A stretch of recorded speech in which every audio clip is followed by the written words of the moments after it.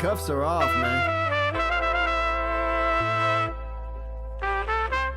Get right. Too many left. Hey everybody, Adam Rank here. What's up, friends? Daniel Dopp here from the Fantasy Focused Football Podcast over on ESPN. It's Fabs here, Michael Fabiano from Sports Illustrated. Hey fans, this is AJ Dillon of the Green Bay Packers. I got to give a shout out to y'all at Get Right Fantasy. You know who you can trust if you've got some questions about your fantasy squad? If you are not subscribed, what are you waiting for? You want to lose your league? If you want to check out a cool show on YouTube that'll help you get ready for the fantasy football season, check out the Get Right Fantasy Network. check out the Get Right Fantasy Network. You got to get right with the Get Right Fantasy Network. Best of luck with your podcast. Appreciate the support. Get you right. Enjoy the show. And I'm getting down cause I want my sleeves up. And I'm getting right cause I want my sleeves up. And I'm getting down cause I want my sleeves up. And I'm getting right cause I What up? What up? What up, world? Welcome back to the Get Right Fantasy Network. We're here doing Friday night mocks. Excited tonight. We are going to be doing a Scott Fishbowl 15 mock, getting ready for those live drafts for like this guy over here, my buddy Kendall. What's going on, buddy? Hey, dude, I'm hyped.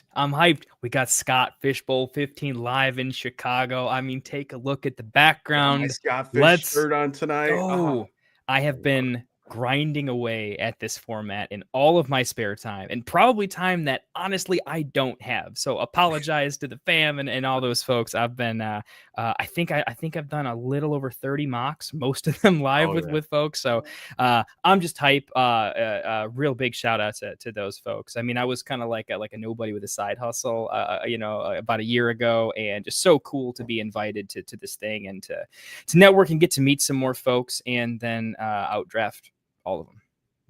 I hope so, my friend. Tonight, we're going to have a special guest. We're going to have our buddy Kevin Coleman from the Devi Royale. What's going on, Kev? Hey, boys. How's it going out there on the East Coast? I'm in the best time, the West Coast time out here, but I appreciate you guys having me on. I've been able to play in Scott Fishbowl for the last 4 years, 5 years. I don't know. Yeah, I was going to say, you've been doing it for a minute. But yeah, and this is the least prep I've ever done, so I'm on the opposite side of Kendall. I'm going to be diving in. I haven't done a ton of mocks, but what I have found is mocks don't help you in this thing. Like they kind of can, but it really just depends how crazy your league is, because it gets a little crazy out there. Oh yeah, for sure. And you've done you did the Vegas one year, right? Yeah, I've done the Vegas live draft, which was actually my best showing. I won that league that year. I got a little Scott Fish ring for winning my division. So cool. Then I made it to the semifinals, and I missed it because I didn't start a kicker. I changed my kicker to somebody else, and the kicker actually scored 18 points, and my receiver got me like 15, so I missed it by like 3 points to go to the finals in the Scott Fishbowl. Oh, geez. Yeah, by a kicker. I hate kickers. That's why kickers should never be in fantasy football. I'm the only person that, like, I'm the one that pounds the table for kickers, but I guess I'm the only one. Because you're old. You're old, Mike. That's why. I'm an old man, and I played soccer. It's just in my blood.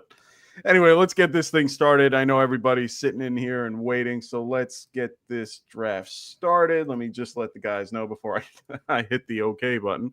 But yeah, let's get this thing going. So I've had conversations with both of you about everything and how we've been, with the starting and everything. And how are you liking the 4-hole there, Kev? I know you're not the biggest fan of it. Gosh, I did not like it. I don't know why I picked it, but then I already was kind of tied into it because I picked it. But I mean, I'll like it depending on how it falls.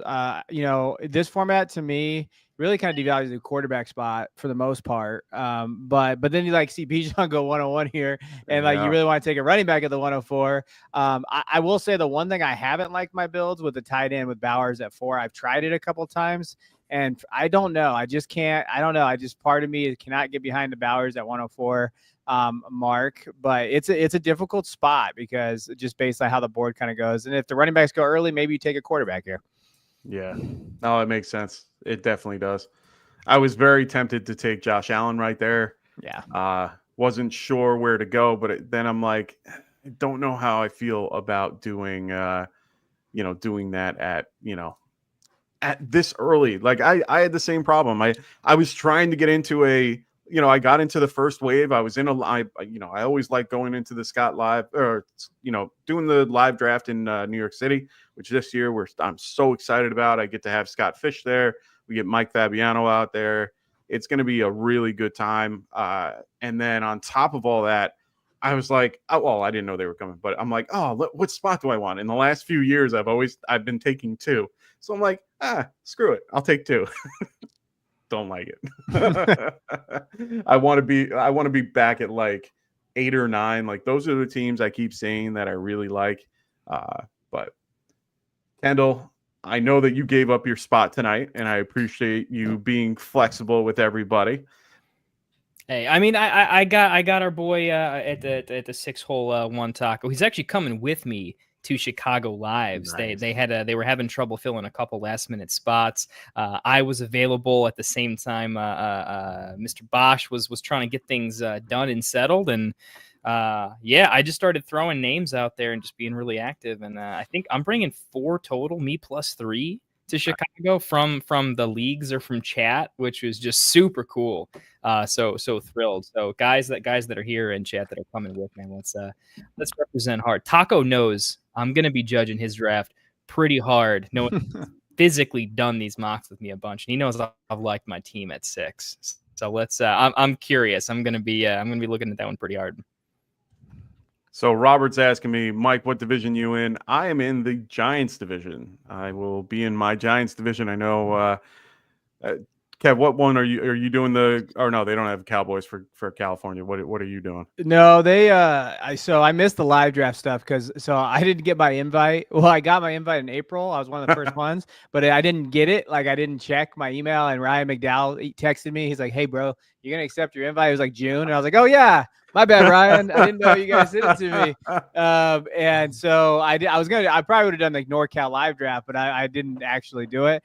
So I just took the San Francisco Giants division. So I'm pretty good friends with Jeff Mueller, the injury guy. He's on Twitter and stuff. He lives by me. He lives like 20 minutes away. So I just hopped in the division with him so I could beat him. That's kind of I was like, oh, you're in there? I'll just hop in with you. Oh, that's cool. We got Robert saying he's in the Mets division, so that means Robert's going to be joining me over in New York City Live. So Robert, make sure you come over and say hi. I know I'll be over there bright and early. I think it starts at 12, so I'll probably be getting in there probably right before that. I'm going to try to find the right train to get in there. Riders goes, oh, he's a huge Giants fan. He's jealous. Don't be jealous. Nothing to be jealous about yet. Also, I used to live a few hours from Chicago, would have been potentially drafting from there. That's cool. I mean, it's always, it's always great to be able to be close enough to those places to be able to get to them. Like, did you go to the one at Trophy Smack ever, Kev? I was invited a couple of times, but I've never been able to get like my time. It's hard with kids, Mike. Okay. So like it's really hard with my wife being like, hey, I'm going to go hang out for a few hours, like a day. Going down there and you take the 3 kids, but I've always wanted to go. Like they always tell me I should go down there. All my LA buddies. Or are you up north in Cali? Yeah, I'm 4 hours from LA up north. So it's a little harder just to transfer over to LA for the weekend. Oh, well, yeah, that makes a lot of sense. I was going to say, we got a couple of people that are, we got our buddy Tycoon is in SoCal, and then we have Rasta in SoCal too. So they're a little farther south of you. Phil's in, I think. Mm-hmm. Where is Phil? Phil's in, Phil's over in Cali, right? Yeah, well, yeah, I forgot where in Cali. I think like closer to Malibu. I don't know. I thought he was SoCal for some reason. I thought I made a SoCal joke at some point. He feels like he could be SoCal.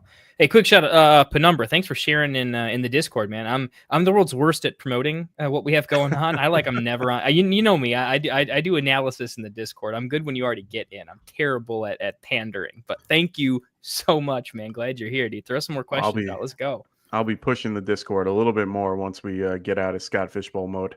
It takes up a lot of your time, at least for a little bit.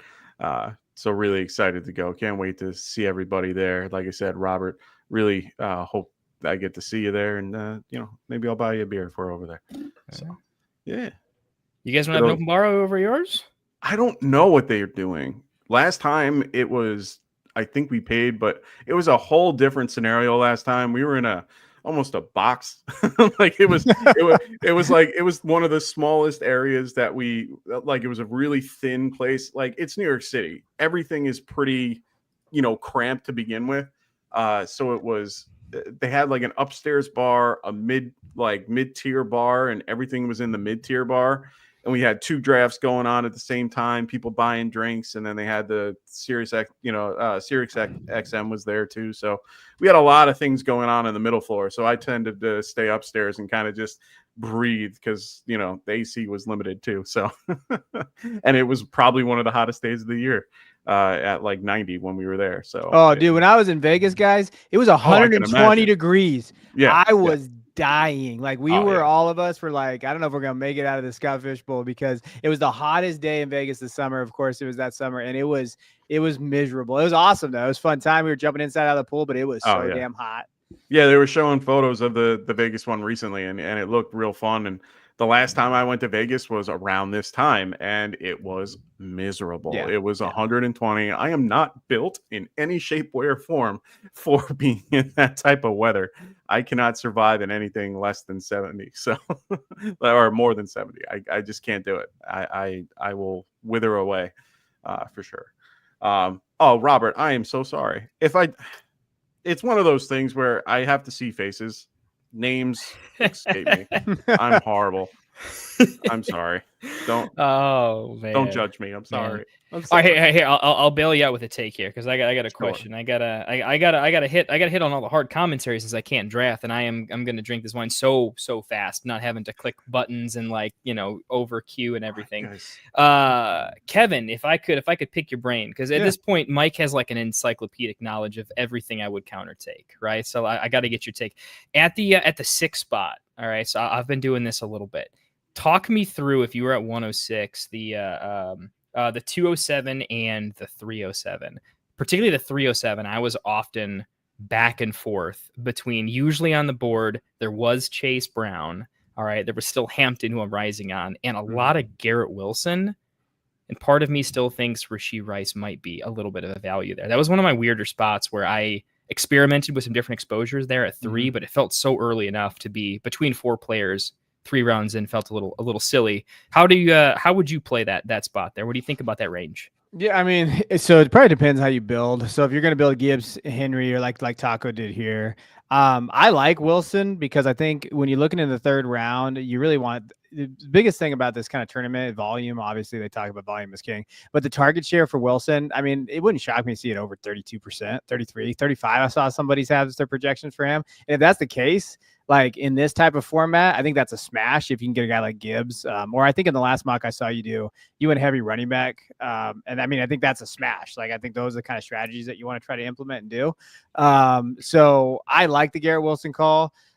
Probably I would like the wide receiver in that range. Like if I'm taking running back, I'm probably going to take running back like Gibbs or Henry or like the top guys early. And in that wide receiver range to me is the 3rd round. That's kind of where I want to see it. And whoever has the most target share goes guys.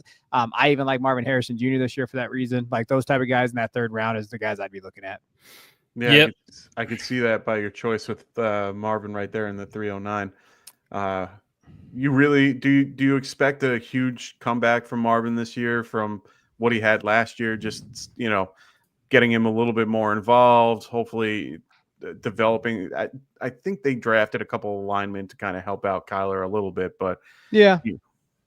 Yeah, I mean, I did a big profile on Marvin this year, and like I think a lot of it is he had an okay year. I mean, I think people like they see Neighbors and they see Ladd and they see these guys kind of pop off, Brian Thomas Jr. Yeah. And Marvin had fine year. I think the biggest thing for him was him and Kyler were not on the same page. I think scheme wise, I think they struggled with when Kyler gets off structure and he gets out of structure and he looks down the field and does those things like what he did with Hopkins and those guys in that offense. That's probably where Marvin's going to excel at. But last year they were not on the same page with what that looked like because you saw a lot of that him getting out of structure and then Marvin didn't know where to go or he was still running his route. And that's probably the rookie in him and stuff like that. So I do expect him and McBride to kind of be those guys. The issue I have with Marvin is not a Marvin thing; it's a Kyler Murray thing. Like Kyler has struggled. And, I think part of it is his size. And I think part of it is the scheme, because that scheme is heavily dependent on play action under center. And he doesn't excel there. So is it going to be better this year? I think yes. I think he got a little bit better down the stretch last year with Kyler. And to me though, like, when you look at these type of guys, like I took Marvin and Garrett Wilson. Well, when you're thinking of who they have around them, that's it. That's who they have. They're going to be force fed. Justin Fields is going to force feed Garrett Wilson. That's the target share is going to be at. Marvin Harrison going to do the same thing. I think that his touchdown regression, I think it's going to be better this year. So those are the kind of guys that I like in this type of a format too. Even in Dynasty, I like because I think their values. And they're still talented. They're still under 25. They're still cornerstone wide receivers. Like those are the type of profiles I like. Nice.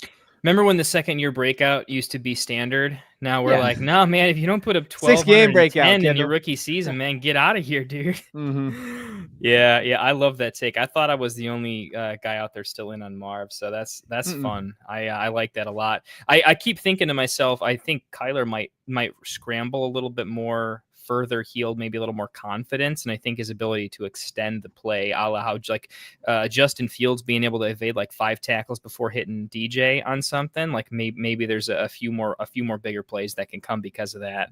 And their defense is bad, and the division is going to put up points. So I'm going to keep that up there too as elite upside, right? So love that take.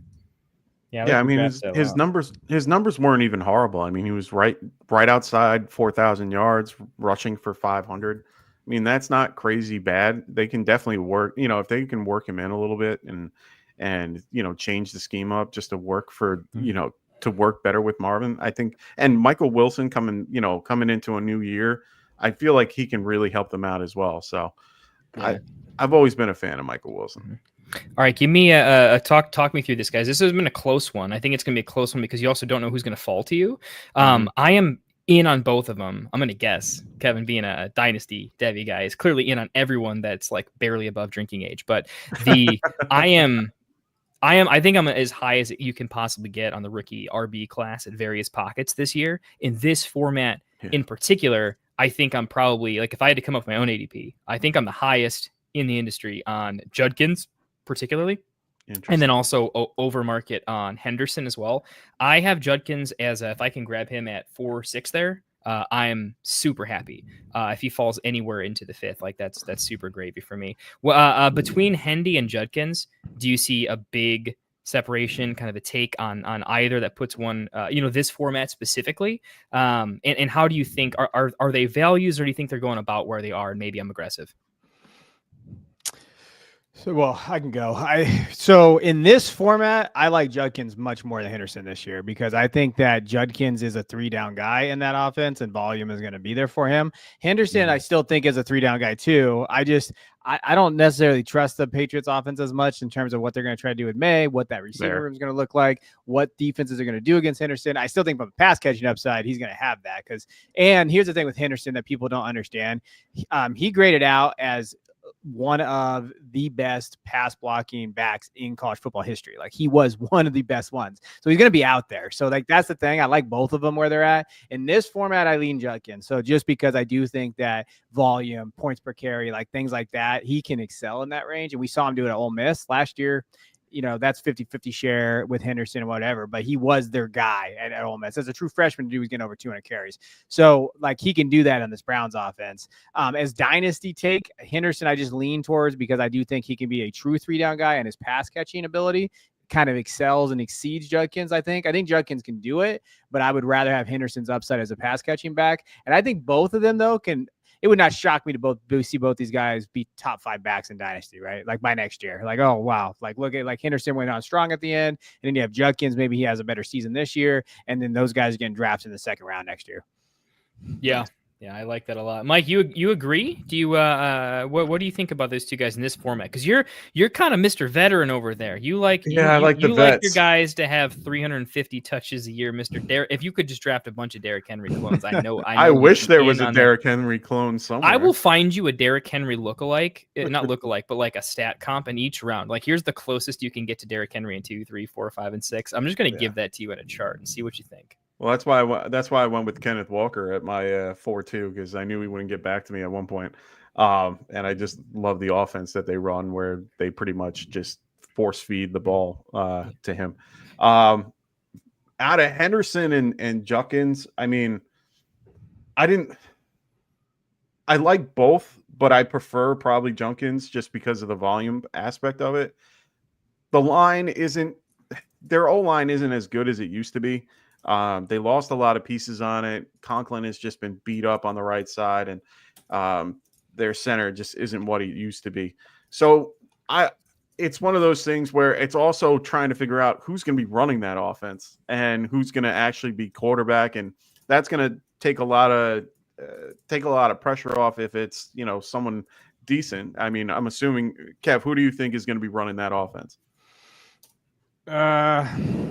There's like 5 people to pick from. Attaboy Taco. Yeah, I don't know. That's the big question, right? Like that's right. that's the question. That's the overall. biggest part. Yeah. But I'm just so nervous about that. So it's hard for me to focus on a guy like him when I can focus on a guy like Henderson, who I know is already got May. The offense is going to go through Josh McDaniels. It's going to be set up to feature people and be, worth it. The wide receivers aren't that great. I mean, Diggs, yeah, they're okay, but Diggs, if he's can stay out of trouble and actually be on the field and hopefully recover from his injury in time, and which he looks great in practice and everything. So hopefully that works out the way that it is. So I mean, I think Henderson can be really valuable as well in the passing game, like you were saying. So I don't know. I think I'm going to stick with Junkins just because of his talent and what he can do, and just because they're going to force feed it to him. But do you think that Dylan Sampson is going to be involved a little bit more in there too? No.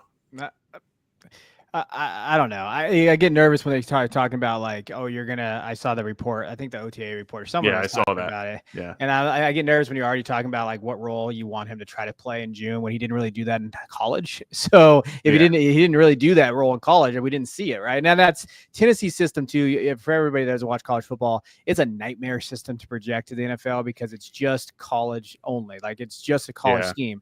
So with him, it's hard. That's why Jalen Wright is tough too, because those guys had open zone. When you talk about kind of the way they were, the routes that they ran, even those type of things, it's not geared towards that. So like Sampson doesn't worry me if I'm a Judkins guy. I think Judkins can do all of that. I think they have a clear expectations for that.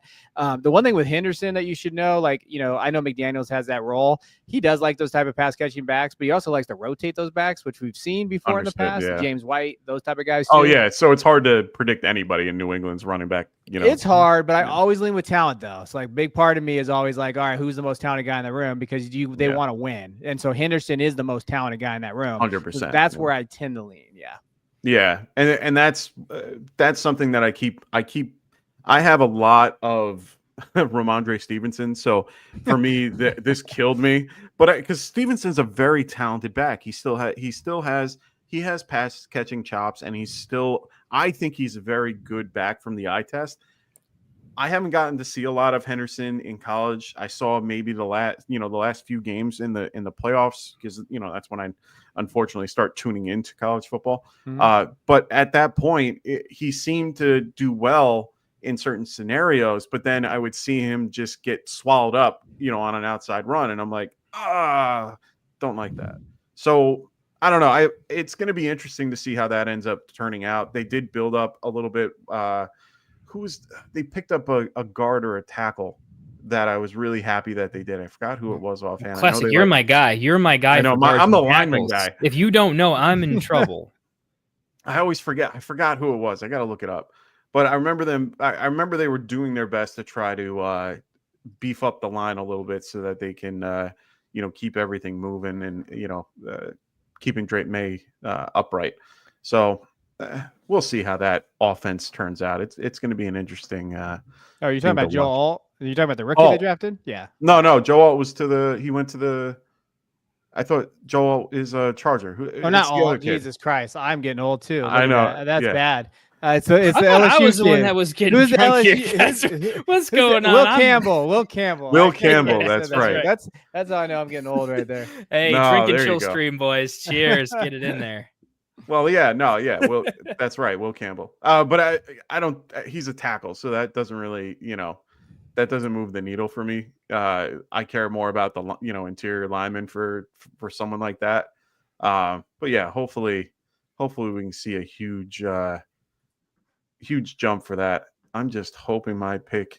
Mike, you're getting sniped. hoping- It's happening. No, right I know now. it's gonna happen right now.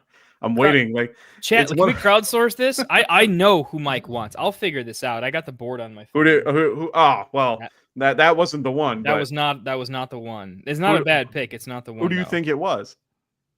Brian Robinson. No, I'm not. No, I drafted him in the other mock. I'm not drafting him now. Kev, who do you think I'm taking here? Oh, let me look at the board. You don't like Jameson Williams. You sure? Do you like Jameson? That's my second pick. I thought he was Yeah. going JMO. I think he's going JMO. No, I think he's going JMO. Oh, he because is. All right. I had a spicy hot pick on JMO. I Yeah. just traded for JMO in Dynasty. Actually, I think I overpaid by like 10% too, but I think it's worth it. Maybe we'll see. Kev, you're a. I mean, Dynasty is underselling your skill set there. Without going too deep into it, real quick hot take: sent Swift, a second, and Spears. Swift, Spears, and a second is 10 team. So it's just mid for sure. For Jay Will. What do you think? Swift Spear. Oh yeah. I mean, the way I look at it, in 10 team, I always want the best asset, and the best asset in that is a wide receiver that has under 24 and has extended rated value. I don't even care what he does on the field. Like, so if he does something like he did last year, where we saw that breakout, and he has it this year, I think that people are weird about JMO. I don't know why. Like, you're seeing a lot of hate out there, but the best ball community hates him, which is funny because he's a perfect best ball player. Oh, So, yeah. Yeah. Oh, yeah. That's the thing that like makes me always laugh. I'm like, well, he's actually a pretty incredible best ball guy. So like you see all the best ball takes out there about him. But to me, like, I think that this offense could be shifty now, like, right, with Johnson gone, with Ben Johnson leaving, maybe this is going to be the JMO Amon-Ra show, and Laporta takes that back step a little bit. Yeah. Like, maybe it is going to be Jameson, and they're going to kind of open it up a little bit. As far as that deal goes, yeah, he's the best asset in that deal. So you do that. A mid-second in a 10 team, even, in terms of what that's going to be, that's so many different, like, just crapshoot of what that could be. Swift's fine, but to get out of Swift and Spears, who might not even be the starting running backs on their team middle of the year, He has Pollard, so Spears was like you own the backfield, you got the upside and the downside. Yeah, but that's such a terrible play in Dynasty too. Like, I mean, I don't know what your take is on that, Kendall, but like, part of me is like, why? Why do I want two mid backs like that? You know what I mean? Like, if anything, I want to tier up. So like, I have a Pollard. Why don't I try to add a pick and go tier up into somebody else rather than getting their mid backup, who in a rotational running back room, which they like to use there, who knows what those guys are going to look like in a couple years. So like, to me, I'm always about tiering up and trying to get a different asset, a different piece in that range. But no, I think that's a smash pick for you there. And because there's always here's the other thing too about Dynasty, because there's always theory with me, but it's also like, I used to do a show with Leo Pasiga. He's a big DLF old guy. And he always used to talk about like league mate value and league mates and how they think and those type of things. Mm-hmm. Jameson Williams, economy. Yeah. And Jameson Williams to me is the perfect example of this, because there's always going to be a truther for Jameson Williams, because he's the kind of profile people really love and believe in.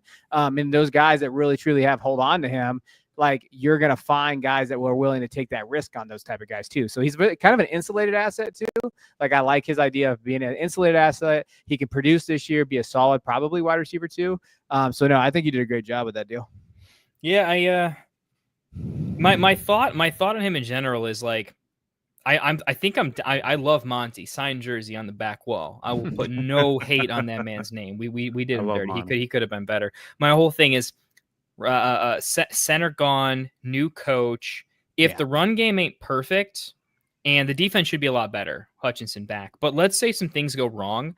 I think the solution in a division that the PPG is skyrocketing. The Vikings look hot on offense. The Bears look hotter on offense. There's just, you got to put up some points in that division now. I mean, you got to do that in the NFL in general. But if the solution is, guys, we're not as good as we used to, I think the solution is more chunk plays, make it happen. I think it's more JMO, more Gibbs. I think if things go wrong, And so I'm just taking a spicy shot that, maybe there's a turning of the leaf there at some point. But I'll let you make a pick here. Yeah, I gotta figure out what I'm doing here. Yeah, I'll let you get into it. I got a question for you after you're done. I'll pivot over to Mike because your pick at 7-9 was one that I am never letting fall past 7-7. I think in 4 back-to-back drafts I haven't let it happen.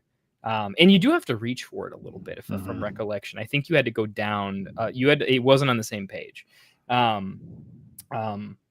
But classic, at the risk of potentially getting sniped, are you willing to step out into traffic potentially and talk me through your thoughts on my next pick?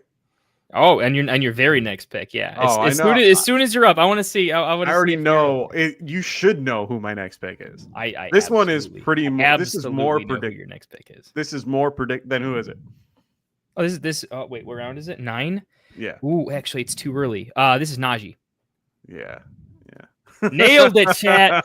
We nailed it. You knew exactly where I was going. We nailed it. I love the Chargers offense this year especially for Hampton and Najee.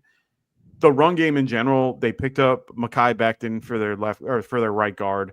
They already have a pretty good, oiled offensive line. Last year, the Chargers went, or 2 years prior before Jim came in, they were like 27th in run rate. They're now 10. They were 10th in run rate after Jim came in, and they're only just going better. They have a good quarterback with Justin Herbert. They can continue to throw the ball. Teams are going to have to respect that concept. And Najee is a solid 1,000-yard runner every time. I'm really excited for him this year. I like it. I like you know me. I'm so in on Hampton right now. It's not even funny. So yeah, and I own every share of Herbert in existence. So I'm about it. You're about to be up, so I'm gonna hit you. I do so much like throwing grenades at people about to be picking. I don't want to do that to you, but I overdid my quarterbacks, but I'm happy with it because now I have 2 guys with stacks. And I'm happy with those stacks. So okay. Well, you guys both took quarterbacks, so I actually got some back-to-backs here for you, boys, because this is a range of all the mocks. I think I've studied this one the best because I've had some non-competitive mocks and I've had some real, like they got spreadsheets for days up. Like it's as sharp as it's going to get. It's 20 picks past ADP on every pick. It's nice. So here, first, over to Kevin. Talk me through a little bit if you could. The Tyler Warren pick, based on what's on the board, right? You do have to reach. If you look in ADP, Warren is like 12 to 20 picks past ADP when you take him there. I'm obviously comfortable taking him a little bit early. And there's still this range of like the receivers have question marks, but there's still some potential volume and say like an Aaron Jones isn't dead yet. B-Rob is kind of a spicy pick that's rising up in this format. There's some options. I keep leaning towards, I just can't not pick Warren there in a room full of question marks. But I have my own takes on it. I want to hear yours because clearly that is a quote unquote reach that you probably feel good about. Talk me through it. Yeah. I mean, in this format, when you look at the tight ends, the only guy that I don't necessarily hate, if I was going to wait, like Njoku or Kraft being there, like I don't mind those 2 guys later. But Warren just stands out to me as like, when you look at that roster and how it's built and you look at like the quarterback play. So you got Jones there and you got Richardson there. Warren's probably the most QB proof of those 2 guys, no matter who starts. So when you're looking at that, in my opinion, like, cause I think Warren can be the safety blanket for Richardson if he gets the start. And I do think that they'll utilize Warren in the red zone more, even if Richardson's in there kind of protecting Warren. And if Jones starts, I think Warren's just going to get every damn target ever because that's where Jones lives. 100%. So he lives in the intermediate 100%. Range. And that's where he's at. So like it's less risk for me built in because when you think of the tight end position, I still stand by this. I just believe in if you're going to draft a tight end early or as early as I did or reach on a guy, he better be at least competing for the number 1 targets on this roster. And I know people like Downs, and I like Downs and Pittman's there and those things, but they've drafted Warren in the first round for a reason. They're going to utilize him. He can also be used in a lot of different ways, in fun ways, unique ways. I mean, people say Taysom Hill, but he did do that at Penn State. So like that gives me a little bit of upside and volume in this kind of format. He's going to get a lot of targets. He's going to get used in the red zone. He could get some carries. Like there's a lot of things that make it a less of a reach for me. And just based on the roster, I'll take the shot on him. And this kind of format, these are the guys you got to hit on too. Like you get lucky with Warren being like tight end 5 all of a sudden out the gate. You're going to win more games in this type of format early on and make the playoffs. Yeah, we had waited on McBride a little bit, but I took him in third in his dynasty year a bunch, right? Sometimes you got to wait a little bit, but he's got the scenario to make it happen for sure. Classic. I wanted to pivot over to you particularly. What do you think if you were kind of drafting from that spot? Potentially, you could have had Warren fall to you. What do you think about him in that range versus what you ended up taking? I still probably I probably would have gone with Pacheco. I've normally, the only time I really take tight end early is if like Hawk falls to me in like the fifth round range. Then I'll take, someone like him. I'm not sold on Warren. I like his skill set. I love what I saw in college, but I'm very hesitant with first round tight ends just because of history, just because of the concept of how they are in general. They take time to develop. Everything always takes an extra minute. So I prefer the guys that are a little bit lower that were drafted lower for that, And following up your take, I mean, you literally took a later tight end in the middle of the take. Normally, I already had him like queued up to go because I wanted to take him, but I'm not a perfect example is someone like Ferguson who didn't really go that high in drafts and, in the NFL draft and, ends up being a really good part of that Cowboys offense. I mean, Kevin gets to see him on a, pretty often. Well, I don't know how often you get to watch him in Cali, but hopefully you have ticket or NFL ticket to be able to. I'm not really sold on Warren yet. I need more convincing. I mean, I've heard more about Loveland, who ended up going like 6 rounds later, but I think a lot of the news with his shoulder kind of threw everybody off a little bit and kind of made it where they don't really want to get him yet, even though he'll be ready for training camp. So, well, I'll let you make a pick here. So everyone knows in chat, for me, Mike is like Moses holding the 10 commandments of fantasy in a 10-year window. And I absolutely love it. Like Mike's here to remind us that tight ends suck as rookies. They suck as rookies, but you might call it if the rookies are all way overdrafted and if they all end up like Ben Sinnott, you know what I mean? Like you get to absolute victory lap the league, but we'll have to see. I will be crying if it happens. But before I throw back to you, Classic, I love grenading him. Every time we stream, I love it. As soon as he's on the clock, I'll ask him a really nuanced question. No, it's one of those things. I like tight ends. For fantasy, I'm a big proponent to having them. I know a lot of people always have the conversation about the concept of taking them out completely, or, I'm like, no, you want to involve them. It's always worth involving them. It's just finding the right guy in the right system that works for everybody. And someone like Warren, if Daniel Jones starts, he'll be way more valuable than someone like Anthony Richardson starting. So I like him a little bit more if I knew who the QB was. I believe that it's going to be Daniel Jones as the starter. I have that inkling. We talked about it last week when I brought up the numbers and what you see. And if they're looking for somebody to be a little bit more accurate, a little bit more of a field general, if you will, to keep everything moving and just distributing the ball the way they need to, then he's their guy. But if they need someone that's a little bit more, they need a run here or there. They have 2 good rushing quarterbacks that can be involved. I just don't like Richardson. I just don't. We've had this conversation 100 times. I hate Anthony Richardson. I don't think he's anything great. So you've hated Anthony Richardson as long as I've known you. So like, right? At least that's a solid take that continues and sticks true because I've never liked him. I promise. You're a liar. You're a damn liar. Look, man, if you all tuned in to like the very last stream of the year, which I'm not even sure I was on, I'm pretty sure, like Kevin, maybe you've had this moment. Like I need to know, like as a fantasy, like you've been in the industry way longer than I have been. I'll be a veteran one of these days. I was the spiciest on A-Rich in world history. Yes, you were. And then I had a change of heart before drafts started. Like I'm telling you, like I snapped awake at night and I decided that you finally listened to me. I'm an idiot for taking him before Jaden Daniels. Why don't I take Jaden Daniels three rounds later? What am I doing? It makes no sense what I'm doing. And I took 0 A-Rich in all of my drafts, and I drafted a lot. I drafted a lot of Mr. Commander's quarterback, and chat was not happy with me. Have you ever had one of these, like, you were on a guy up until like a week before your drafts, and you just pivoted? I know, because I'm Portuguese and like I have like this like I have to be right. Can we clip thing. that? Let's So, just like it's just like this inherent like I'm smarter than you sometimes, so I am right about this player. So I don't think I've ever like that quick. I will say though, like as you learn, you know what the NFL tells us is really what we need to know for the most part. It's like we do all the fun stuff pre-draft, but really like a lot of us, when you have like the spreadsheets and all that kind of stuff, like, you know, like when a guy gets drafted by a certain team or where they get drafted by, you need to pivot. I think the biggest example I can give you is like Troy Franklin. I was a huge Troy Franklin guy in college because he was very good. Like when you look at his profile, there's a lot of things I like about Troy Franklin.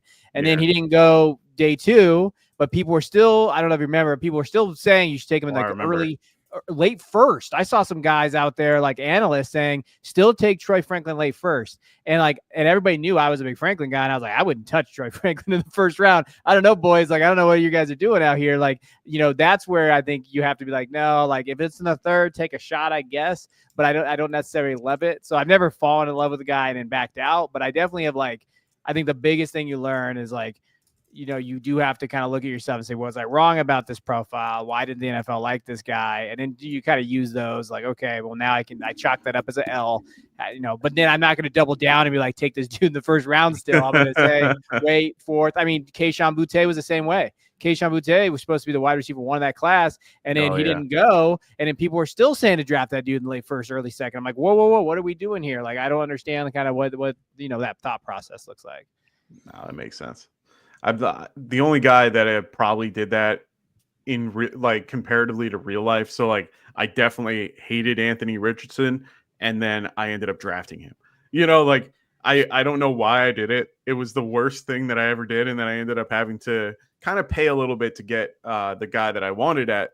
I think it was the 102, and it was because it was the same year as Bijan, and I had the 102 and I went Anthony Richardson instead of going CJ Stroud, and I wanted Stroud, but I don't know, something clicked in my head and went, be different. And I'm like, all right, fine. and then I'm like, I ended up having to pay, I think it was a first and a second and A-Rich, and I ended up getting Stroud and Trey McBride. So I was like, done at the end of the year because he was hurt the whole year. It didn't really help me then. Well, Classic, while you take your pick, let's get to chat here real quick. Mr. Zion has been quite active. Appreciate you, my guy. Let's lightning round a couple. Spicy take, throw a little cayenne on it. Penix, top 10 QB in I'm not sure if it's this format or redraft now, like it's that different. What do I do? Kev, talk to me. Penix, spicy upside take, in or out? I don't think he runs enough. So I don't think he has the rushing upside to be a top 10 guy in that offense. They got to get another weapon. Yeah, they have London there. I know they'll use Bijan, but I'm not sold on Pitts. I like Mooney, but if you're going to talk about top 10, you need 2 legitimate, I think, wide receivers plus a rushing upside that I don't know if he has. So I'm not comfortable putting him in the top 10. Where would you, in terms of like spicy upside, let's say he has let's say London is that dude this year with him, because of him, whatever, make that what you want, right? If that hits how it's supposed to, what's his like, dang, he had a good season. What's the upside? If not top 10, top 14. I'd put him at 14. Okay. Solid. We're a little QB2. behind, but we're not far. Solid. I mean, solid QB2 where you're like, hey, maybe he has those spike QB1 weeks sometimes, like with Drake, if Drake goes off and has like 3 touchdowns or whatever. And then you're looking at it like, oh, he finished QB10, great. But then I do think that you're going to have some games where he doesn't finish that high. He gets in the QB, like late QB 19, 20. And we don't really know what he is yet. Like he had a couple games last year, but he still looked pretty rough in times. Like he had one good game against, I think it was the Dolphins. And then after that, like there was times where you're like, where are you going with this football? So I think there's still a lot of question marks to be had with Penix. I'm excited to see what he does. I'm not gonna lie. I'm really excited because he looks like he has the ability to do very, very well. I know. Look who it is. Look who's in the chat. What's up, Scott? Great to have you here, brother. Hey, there he is. Hey, Scott, appreciate you putting this on, man. You have made like the last month of my life way more entertaining, man. This is fun. And Scott, you don't know who I am because I was not important for like the last 12 months until I popped on the scene, man. But I think I have your format solved this year. Appreciate the format, though, man. Don't tell him that. Now Don't you're tell gonna him finish that. He'll last. change it. I'm the only one that's You're got it done down, now. man. Give me the trophy already. It's over. It's Oh, over. man. I put too much work in this year. It's Oh, it's no. not gonna happen, I guess. Well, have to Scott, see. I'm excited to be able to see you over at NYC this year. So really glad that you're able to get out there. So can't wait to say hi when you're over there. So Scott, I think everyone here, I think at least 90% of the draft is has lives coming up. So they're drafting from their spot. This is not a mock. This is practice. This is legitimate practice over here. We're getting it in. But I did promise I would get to the chat a little bit. Go for it. We're Scott, we love you. We're gonna come back to you. Got to throw me a question over here though, my man. Let's Zion, I think we're good. We're gonna hit the QBs here for a minute though, because we had a lot of folks talking about the QBs drafting 3 a little bit early. There, I know, and Scott created the format, so if you're gonna hang out for a little bit, I am curious to see how Scott would play his own format if you want to give a little bit of a take. But there's a little bit of a split. He likes to take either the 1 or the 12, and I think he took the 1 this year. I could be wrong. Okay. We like I it. think he took the 1 because he ended up giving the 3rd round reversal. So the Ricky Bobby style, like we're gonna be spicy. We're not gonna do me. I'm the opposite. I'm like falling value in the middle. I'm too try hard over here. But so the chat and every chat and mock so far has been a little bit divided on no, you shouldn't draft a single QB. No, there's kind of some falling value. There are some very, very different takes at QB for sure. I'm pretty opinionated too, but I'm not going to say my take first. Have you guys, Kevin, you say you haven't mocked it too much, but I know you know scoring formats like the back of your head for sure. So it didn't take you very long. How do you see the quarterback landscape this year? Are there pockets of ranges you like? And you don't really have the ADP set, but that doesn't really matter, I think, too much for you. Do you have a general opening strategy, just however the board could fall? What do you think for QB? I'm taking 3 QBs every draft, and so this is one thing I played in every last 5-4 years, however many years I've done in Scott Fishbowl. The 1 year I did not take 3 QBs was my worst year. And I know the format this year with scoring has nerfed it a little bit. So I understand the nerfing of the quarterback. So I understand waiting, but I learned from my mistakes, like I mentioned earlier. And that year I took those 2 quarterbacks. I forget. I think it might have been the year Burrow did it to his elbow. I think I might have had Burrow. I don't know what year it was, but I had a guy that missed for the year, and then there was nothing on the waiver. And I had a pretty good squad, but that capped my ceiling. And in this type of format, I couldn't do it. So I did see someone in the comments say I wouldn't touch 3 QBs. It's better than filling out your roster. I would disagree because where I took Stroud. Yeah. I want Stroud or Khalil Shakir. I want Stroud because if something happens to Kyler Murray or to Josh Allen, at least I can plug in Stroud and still get those whatever points, like the 16, 20 points, whatever that is. What's Khalil Shakir's ceiling? What is he going to get me?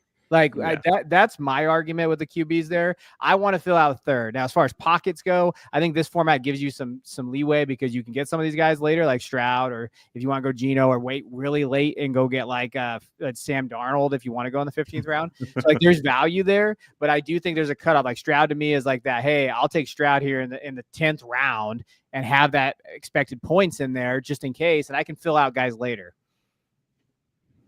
Love it. What's up, Wilson? Yeah, I mean, maybe that's why Scott checked in. Wilson is just such an amazing marketer promoter, man. I absolutely love. I don't know if you guys saw the backgrounds that he made me for Chicago. I'm like spoiled for choice, man. He gave me some professional stuff, dude. It was good. Yeah. He does a good job. He really does. Wilson, I want to catch a Scottfish live with you one day. If you're at a live, and I hope I'm invited back to Chicago. He's out in Iowa. Yeah, I'm saying wherever he goes, if you give me an invite and Wilson's going to a live, I'm there. If you give me an invite, I'll find a ticket. I'll make it happen. My wife will kill me when I get back, but I'll get there. I'm gonna blame my new friend Kevin. I'm thankfully able to do a lot of these because I have a wonderful wife too. It's just the LIRR. So for me, it's just taking the train in. So I'm lucky enough to be close enough to one of these to be able to do something, and it's not a crazy travel day. I just get to walk in the city for a minute. Just gotta hope there's no crazy riots or anything going on. I'll be fine. That's me and you both, man. That is me and you both. Hey, appreciate the quarterback takes. That's been a spicy one. I am completely with you, I've been Kevin, back there and on forth the about three quarterbacks there for sure. Like my biggest, I hate being the guy that like sometimes it's easier to spot the like mistakes if you're going to have a called shot than it is like the good plays. And the biggest thing that I saw was stopping at 2 QBs. When I looked at start 11. Kevin, you're definitely being Debbie. You're pretty good with the deep formats for sure, as that's one of them. And when I did my homework, I just looked at everyone's mocks, and I kept playing it out through like 3 weeks. And the benches are just ungodly thin. Mm-hmm. And I just kept thinking that like there is just massive downside and value over replacement if you have to start a handcuff running back over your starting QB2. Because handcuffs are going a little bit high right now, in my opinion, at running back. And so I think some people are going to be starting Bashal Tutin in week 2 instead of a quarterback potentially. And all the upside of the handcuffs and the upsides are kind of thrown away by being down 5 to 10 PPG per week through a couple weeks. And I'm not sure it's recoverable for sure, but it's difficult to put yourself in a winning position. So if it's between early 2, late 3, I'm taking late 3, but I think the answer is just take 3. Yeah. And I think there's a point where like you get to like the 18th round, if there's a starting quarterback, if Shuck or Rogers is still available in 18 just to cover injury, I think the value of a replacement is just like infinitely better at that position. Do you guys, let's go to Kevin and Micah. What do you think? Am I crazy or are you agreeing with me more? No, I agree 100%. We're on the same page with this one. There's really not much for me to add. That's how I look at that position, and that's how I would look at my draft strategy when I come into this. No matter where I'm drafting from, I don't care if you're at the 101, the 112. I just feel like when you think of that quarterback position, it is the safest floor type player that you can grab. Like Wilson hasn't drafted a quarterback yet. And I know he's going tight ends. I just would not. I mean, power to him. That's some balls, buddy. Because like that is the concrete over that is the cojones out there. I mean, that's what you're doing there. I just feel very like I'd just be very nervous about what my floor could be in terms of having those 2 quarterbacks on there and what my ceiling can potentially be. Because really, you got to get in the playoffs. Whole part of this format is just making the playoffs. Once you get in the playoffs, if you have a high ceiling team, you're going to be okay because they do the average points per game too. Like you want to score as many points you can during the regular season. And to me, it's just. I just will never not take 3 quarterbacks in a Scott Fishbowl again. I just won't do it. I've been burned too many times. So I think it gives you the best chance to make the playoffs. That's really smart. I mean, I'm probably going to be doing the same thing. I keep looking at it, and the more I look at it, the better, like the more I need to do that. I mean, we do a Scott Fishbowl Dynasty League that our good friend Kevin Schumacher does. And Schmucked. It's one of my favorite things that so you draft a dynasty team and then the format changes every year to Scott Fishbowl settings. So your team that you're drafting pretty much is, subject to, it's going to be different every year. And we drafted it last year. So a lot of people, you have to be flexible on how you drafted, and you couldn't really draft, based on the format last year. You kind of had to hope and get guys that were going to be, better moving on, but you can make trades in this, and you can add drop and all that. So I only have 2 QBs in that league. So I get really nervous around now, and I've been trying to trade. Oh, wait, you're on this side. I've been trying to trade somebody for a QB, and he won't let me. So he just keeps denying my trade offer for Dart. So it is what it is. We got Vince go, oh, he's in the pufferfish. Yeah. So I mean, I know that Craig tries his best to push it out on socials and try to get that up. I love it. Yes. So it's for Scott. He goes, yeah, it's a massive kicker drop. I had to drop all my kickers this year because there were the kickers were huge last year. I didn't have any kickers like on my squad anymore. I was very upset. Hey, Ian, I got to give you a little shout out, man. I got lost I'll be honest with you, and all of the Scott was in the chat. That'll throw anybody off when Scott happens in the chat. But Ethan, not your fault, my guy. I just like buried like 4 or 5 of your comments because Scott got crazy on there. I went back and read though. I don't mean to steal your takes. Ethan was well ahead of all of our takes on this. That is absolutely fair. So Ethan, I am curious though, if you are on the 3 quarterback plan, because I want to get you in there. Who are your favorite late quarterbacks? Oh, he already put it in there. Did you put that in there? You get that in there. Okay. So he goes, in my Caleb opinion, Rice. I think there can be value in taking QB because there's probably less volatility week to week. But I'd rather look at guys with rushing upside in the later rounds like May, Williams, and Bryce. That makes a straight redraft take though. They're not those guys aren't making it any late at all. They're going, in my opinion, they're going like way too early in this format, if anything. But I get the gist of it. Makes a little bit of sense there. Ethan, I still want to get buried. I felt bad. You were up a bunch in chat. I didn't say a whole lot, but thank you for hopping in there. Question back to you guys real quick. Classic. I know you're about to be on the clock in a little bit. I'm looking at my options. Are there any spots in the last couple of rounds, particularly I want to highlight like rounds 13, 14, and 15? With all these mocks, I have definitely seen that sometimes it dries up in 14, sometimes it's 15, but I find the last couple of picks I like are kind of finish at 15, and then it feels like a whole new world based on what you guys took in 13, 14, and 15. Is there a round where you feel like as you make the pick, and I'll wait till Kevin makes this pick now that we've made it, what was there a particular round where you can remember thinking this got disgusting, it was fine a pick ago and now it's not? After having done a lot of these, I got some feedback here. What do you guys think? Where are you still comfortable up until? Go ahead, Mike. You want to go? That 13, because I was sweating bullets at that round 13 pick where I didn't know where I wanted to go here. There were so many different options. I ended up like panic picking Coleman, but I don't hate the pick. I was just like I was looking around for some value. I was looking around for some upside, and I was looking all over the place for something. And then I'm like, why not? And then I just ended up picking it. And then I always like where I end up getting Justice Hill in like the 16th round, 15th, 16th round.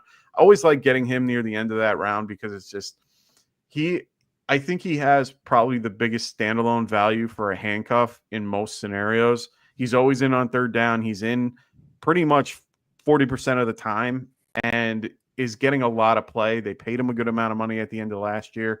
I think they're going to use him a lot more. So I really do like Justice Hill a little bit in this format. Scott asked you there, Kev, are you doing any tadpoles?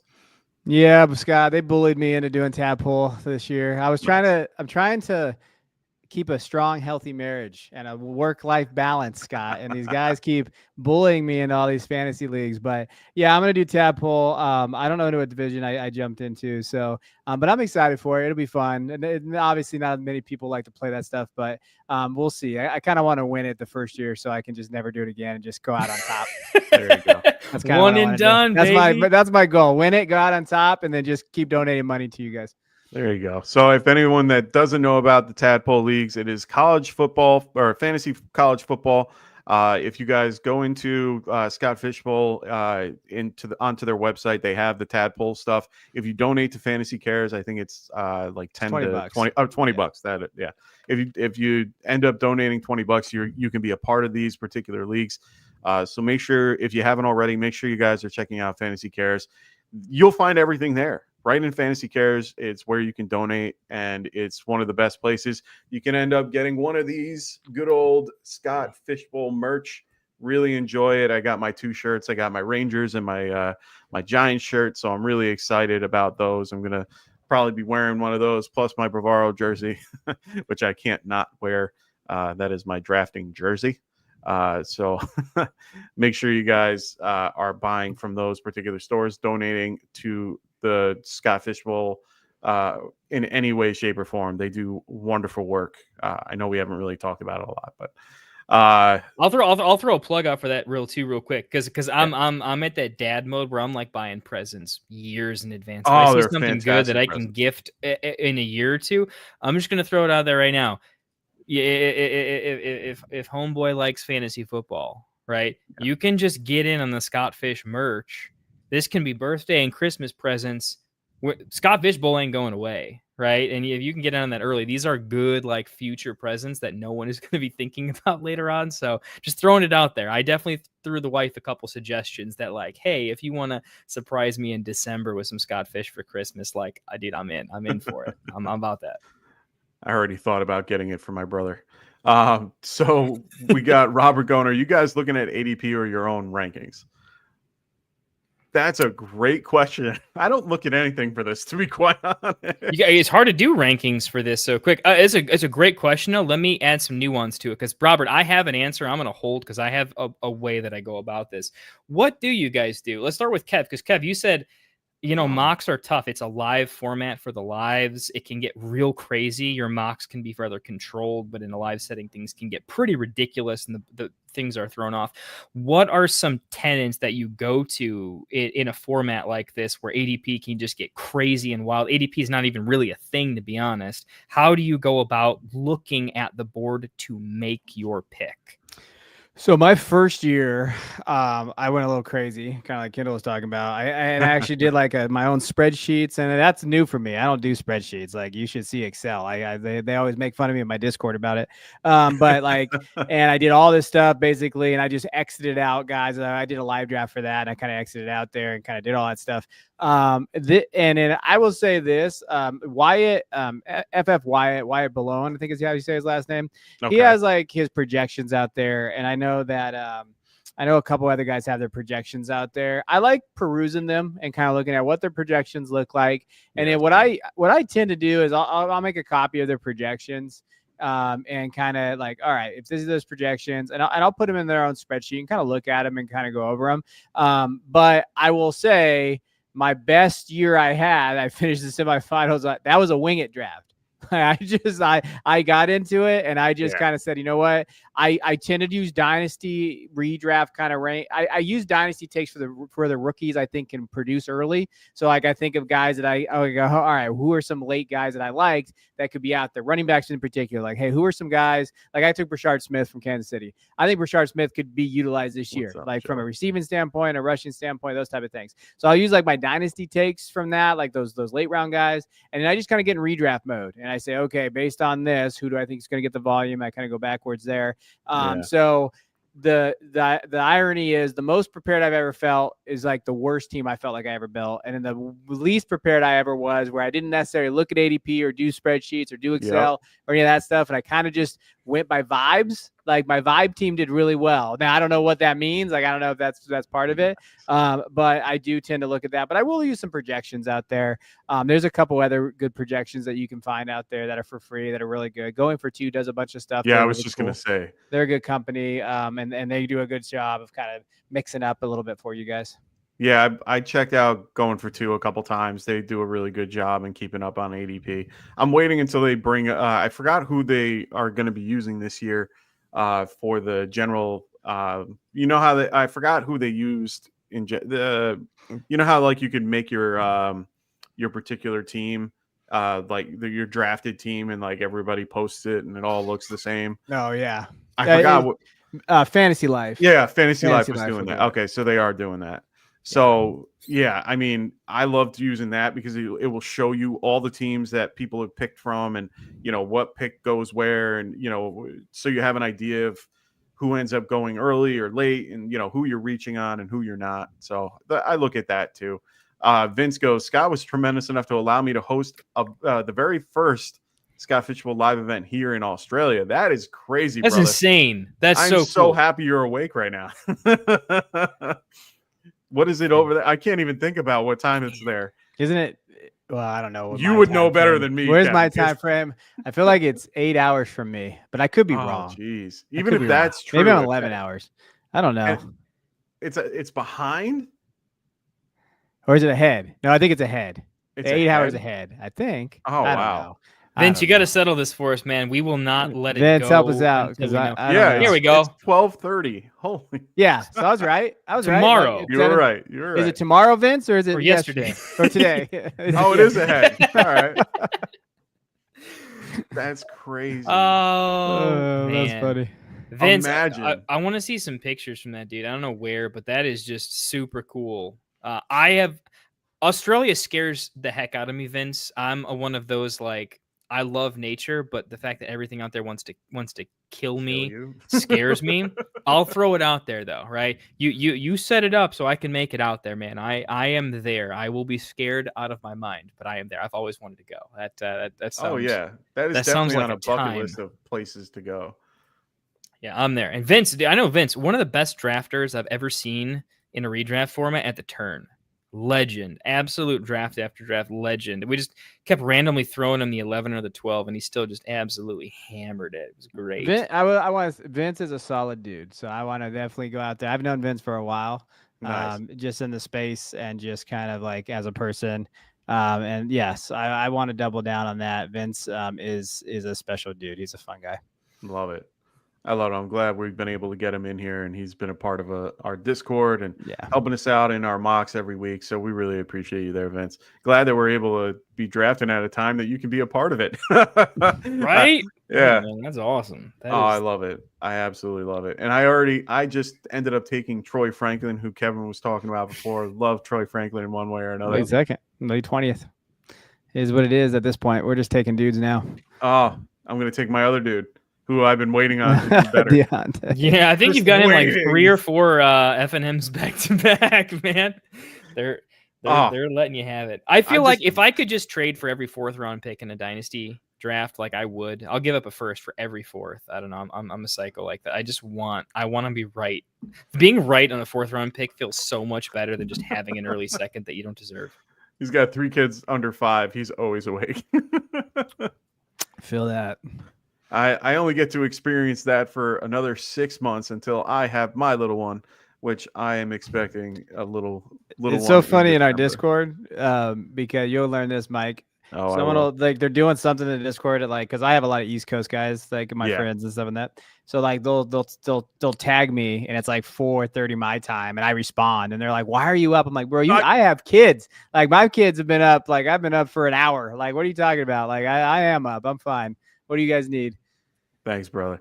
Yeah. Oh yeah. It's kind of funny because I think the same thing too. I wake up, I'm on, I just get up for work. I'm ready to go. I have my stuff all set up and, I do my quick little Twitter, look and I kind of looking around and I'm like, 2 minutes ago, it's 8 o'clock in the morning, 2 minutes ago. And it's Kevin just posting something. And I'm like, Kevin, what are you doing awake? Yeah, you learn, buddy. You're going to learn. Oh yeah. Oh, I mean, you're not allowed to go back to sleep. So you got to kind of like, you got to find ways to like stay alive. The fun part is my wife's an overnight nurse. And so I know that it's going to be a scenario where I'm going to be alone and I'm going to have to take care of my little baby girl. And it's going to be quite a new experience. I'm really excited about it. Dude, she's going to love watching that. With what she deals with at work, watching the struggle you go through is going to be popcorn in the comfy chair. Oh, she's already told me 100 times that I'm going to have to be, what is it? She tells me this all the time and I just forgot it. The stay-at-home dad. Like I just have to be that guy, Mr. Mom, if you will. So it's gonna be fun. Hey man, shout out to all the families getting bigger over here. Nice. Rob, a couple grandkids over there, man. That sounds fun, dude. Get them playing fantasy early. They need to win a couple titles, right? Here, man. We need the future generation to be quite strong. We'd love to see that. Joe over there, 3rd expecting. Any say now?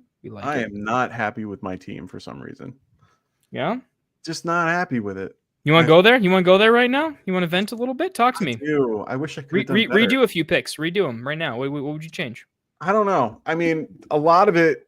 Or you want to think about it while Kevin redoes your draft? Should we get spicy with it? Kev, tell me Mike's worst pick because he's your buddy. He'll forgive you. His worst pick. Here, I need to scroll up a little bit. My sleeper app is being like, can you scroll up for me a little bit? Look at Mike's first picks here. Oh, yeah. Just go up to the top. I think Mike, you're running production there. Yeah. And I only say this because Mike knows that I have not done a draft with him where I haven't gone to absolute shreds because I was talking too much and had 3 seconds on the clock and had to make just a feel bad. It's like a perfect draft up until what color is that even? Like, how did that happen? So I'm there. I mean, I think 6th round Xavier Worthy is a little early for me. And I like Xavier. It's just, I'm a big Rasheed guy. I think Rasheed's going to be the guy there. I was going to stack him at Walker, and I've done that too often that I didn't want to do that again. Like anytime I've done this, I'm in the middle of one currently with Kendall in a slow draft that I did. I ended up drafting Mahomes at 3, Rice at 4, and then I did Worthy at like 6 or 7. The triple stack. Yeah. Yeah. So I mean, it's fine. I just feel like, to me, Worthy's a little early.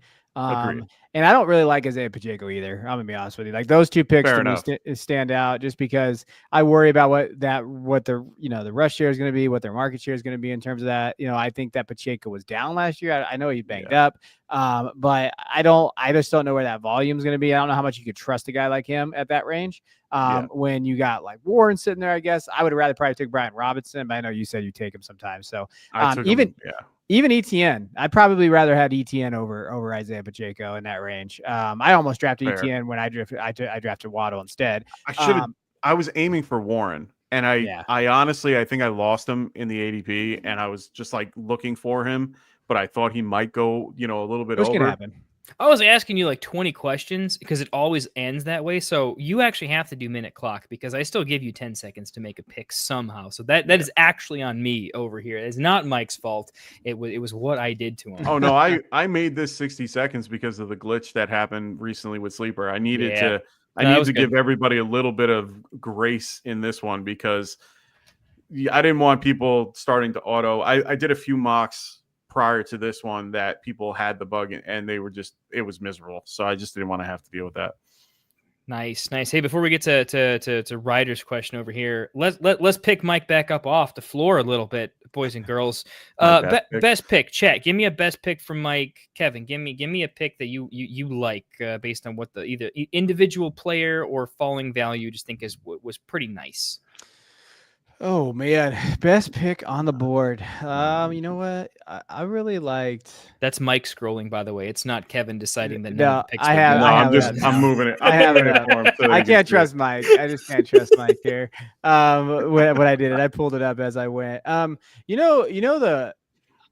team that I really kind of enjoy looking at is the JWN 7-1 team out of the 107 mark.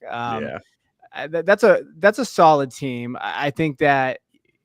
You got to hit on some rookies. You got to do that. But I do like the first 4 picks. Those first 4 picks are legit. Like you get Bowers and, with the upside and the volume and the kind of like the value there. McCaffrey is the cheat code. Like if McCaffrey comes back and, I just wrote about McCaffrey on our Substack and I was talking about him, like if he gives you running back 10 or higher value, that's a win. And even in this format, you'd be excited with that as your running back 1 plus the receiving upside.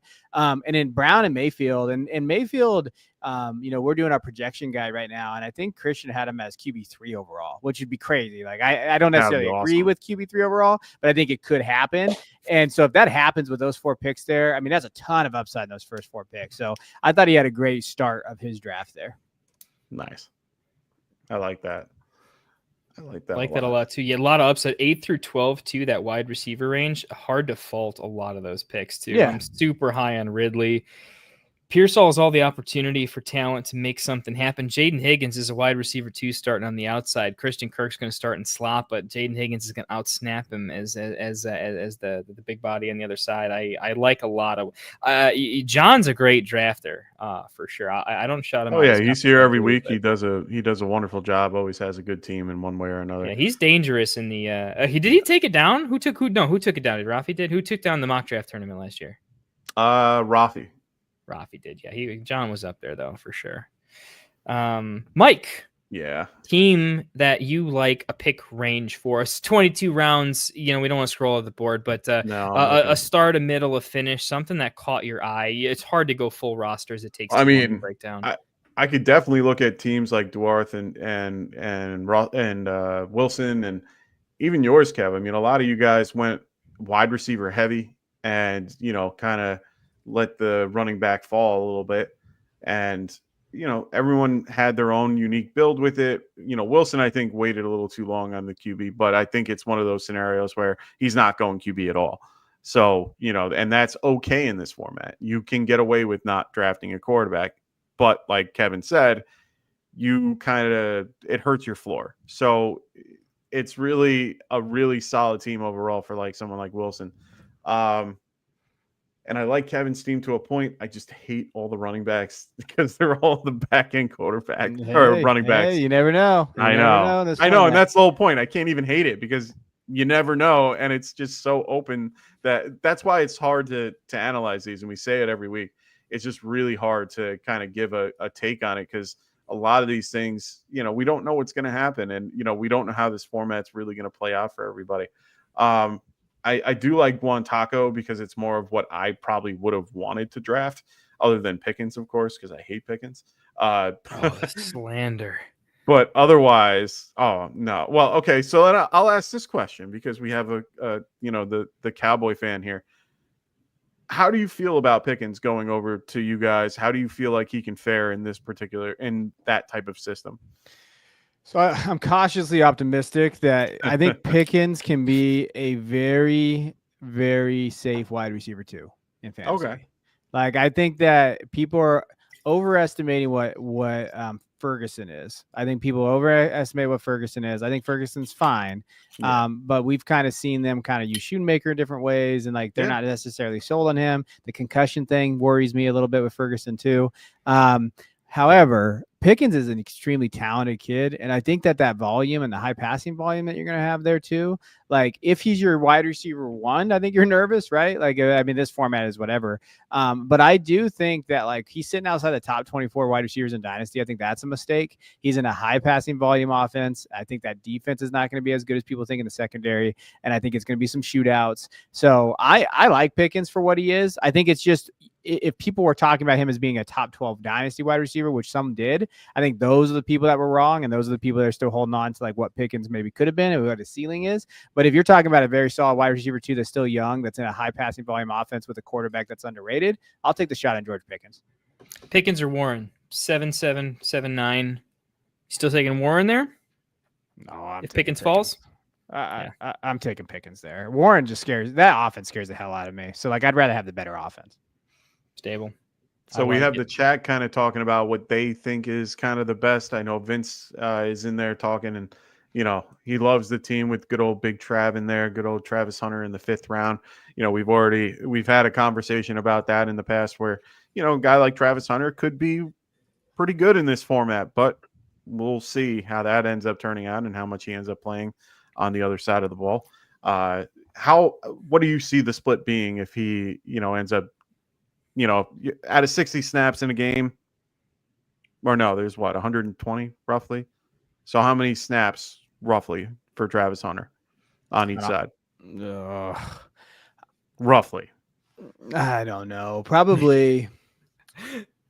Here's what I think. I think he's going to play more defensive snaps than people think, and I think that's going to hurt them. So I would argue that I know a lot of people saying 60-40 offensive snaps. I think it's going to be the other way. I think it could be 60-40 defensive snaps, and they get him on the defensive side because I think he's a better defensive player than he is offensive player this year. So I think we're going to see that more, and that's going to hurt you a little bit in terms of like what his upside can be. But here's the thing: I hope that happens because then I'm going to buy the shit out of him in Dynasty next year. So like that's the thing. Like if he doesn't get as many the splits that we think he does, I think that there's going to be a very big buy window for him where they might start utilizing him more because he's still got to develop as a wide receiver. And like, that's where I think the buy window could be. Yeah, no, I definitely agree. So a lot of people were liking, whose team was it? Was it Ryder? I think it was Ryder's team. There we go. So Ethan was saying that, he likes this team far and away, looks best to him in this format. He's got Genty, Devon Achane with Williams and Adams. I do like this team a lot. I think this is a pretty solid team overall.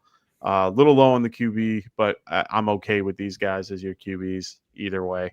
But I think it's a pretty solid lineup overall. What do you guys think? Dude, I'll jump in. Chef's kiss. And I appreciate it so much because I have written about 100 pages of feedback on Ryder's mock drafts. Selfish plug, by the way, get in our Discord. I will literally write you a novel on your team, and it's free right now. You're in trouble when I finally start monetizing. But until then, I'm just writing books for people. But yeah, I thought that was pretty elite. I just keep looking at the team thinking Devontae Adams at 4'11". Dude, he could challenge Lad McConkey at 3'3" versus Devontae 4'11". I think they're neck and neck, and I'd actually put Devontae ahead of him in a redraft straight up, if I'm being honest. No slight to Lad, but you had all the opportunity in the world last year, and I think Devontae Adams is walking into similar, if not better. Judkins 5'2", guaranteed 20 carries a game plus. I mean, that's what the team's bad. 20 carries if the team's bad. If they're good, God help them. I see a lot of value. Ingram and Njoku, two guys that are pretty high on my boards as far as tight ends that could finish in the top 6, 7, but get drafted with a decent enough discount. Njoku's probably one of those tight ends that functions more as a pass catcher for the team, more of a second target, and probably is better in separation than Judy to some extent. Jordan Love, if he rushes a little bit more, I don't think he rushed nearly enough last year, but he's like Mahomes, where he scrambles a little bit in this format, point per first down. I think he gets just enough bump that 9.2 is a little bit silly for his value. Not to pick on Duarte, but JJ at 6'10" versus Love at 9.2, for instance, is kind of telling for me that I don't see them too far apart. Like a lot of what Rydar did, and then later on, Downs and Egbuka. Egbuka's my favorite 12th round pick in fantasy right now. I think my spicy take, it's not projectable, but my spicy take is there is beyond a reasonable chance that he's just a wide receiver 2 for that team. And I'm starting to think, well, I mean, Evans is old. He's great, but eventually he won't be. All right, eventually he won't be. And when he does, he'll still have all the red zone stuff. But how do they get there? And it can't just be Bucky. And he's just he's a coach's quarterback's wide receiver. He's just intelligent. We got 2 guys that could get injured on any day. He's already the wide receiver 3 day 1. And if anyone doesn't start healthy, ahead of him? Not even close. McMillan will never be a better wide receiver from out of the womb to the day they're in the ground. They're just, you can't. Egg is so slept on because of his situation. In Dynasty, he was basically like, I started taking him above RJ Harvey at some point, just knowing that if I'm playing a 5-year window, Egbuka is stupid better than RJ Harvey in a long-term window. I just really think, I mean, if there's an opportunity where Godwin or Evans goes down for 2 weeks with an injury that lingers where they have to rest him, I think Egbuka is going to finish as a wide receiver 1 of those 2 weeks. That's my spicy take. I think it'll happen and it will change everyone's perspective. And he'll be inconsistent, but that's a rookie wide receiver who most are projecting as the 4th pass catcher on a team. And that's just disrespect. So I'll leave the love on his team, but I like a lot of what he did. And I could go for days on all those picks being relative values. Nice. I like it. All right. So let's start wrapping this up. We already kind of went through everybody's team. We already just did a full draft. Let's call that a night. Get that board out there. Yeah, got to get that board out of there. It's blinding me at one point. So I got so much more energy at the end of the stream not having to make a single pick. Yeah. You guys got to try this. It's nice. Right? It's like a good place to be. I got no regrets. I don't think I can do a stream without having a mock draft going or something going. It's just I need something. Keeps my mind going. Anyway, so I'm going to give Kevin the floor for a minute just so he can plug some of the stuff that he's doing over there at the Debbie Royale and otherwise. So, Kev, floor is yours, my friend. Yeah, no, I appreciate you. I'll keep it quick. What we do over there is about a year ago, we decided to go away from all the big brands. We worked at Fantasy Pros and Football Guys before that. And we decided that it was, we're going to do our own thing. So we started a Substack where we do weekly, daily articles for covering everything. We go from redraft all the way to Dynasty, Debbie, anything in between. We do CFF and C2C.